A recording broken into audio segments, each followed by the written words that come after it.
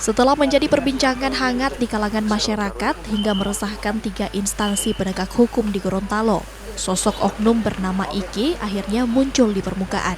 Dengan didampingi oleh kuasa hukumnya, sosok Iki yang disebut menjadi perantara uang 130 juta dari tersangka owner Ebudo pun buka suara hingga beberkan sejumlah kesaksian.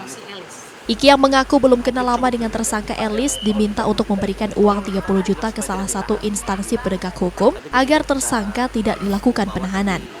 Sayangnya Iki mengaku bahwa uang tersebut ditolak dan langsung mengembalikan uang itu kepada tersangka Elis tepat sebelum Elis diserahkan oleh Bepom Gorontalo ke Kejari Kota Gorontalo untuk dilakukan penahanan di Lapas Perempuan Gorontalo.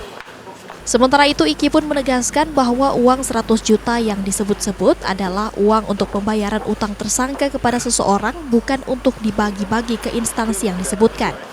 Iki pun mengatakan bahwa apa yang disampaikan oleh kuasa hukum tersangka tidak benar dan merupakan fitnah. Uang ini, saya tanya ini uang untuk apa?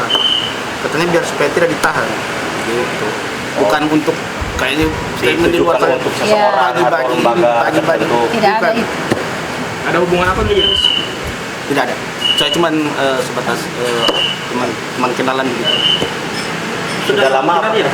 Ya. Sudah lama kenal Bu Elis atau sudah lama kenal Bu Elis? Gimana?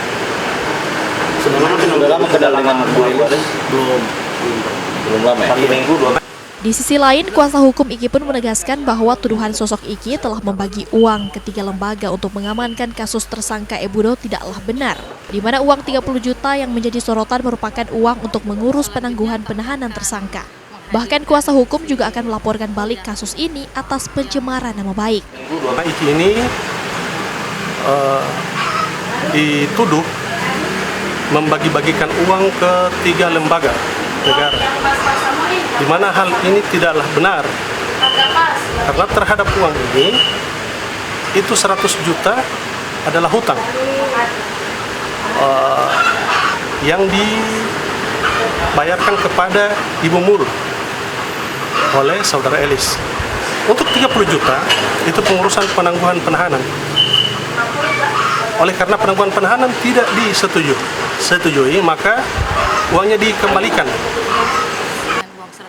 Sebelumnya, kuasa hukum tersangka Ebudo membeberkan bahwa oknum bernama Iki ini telah meminta uang kepada tersangka hingga 130 juta untuk dibagikan ke 3 lembaga agar kasus tidak diproses. Atas informasi dan keterangan kuasa hukum tersangka, 3 instansi yang disebutkan pun telah memberikan klarifikasi dan membantah telah menerima aliran dana yang dimaksud. Hingga kini kasus ini pun masih terus bergulir hingga menimbulkan berbagai pertanyaan di kalangan masyarakat dan netizen.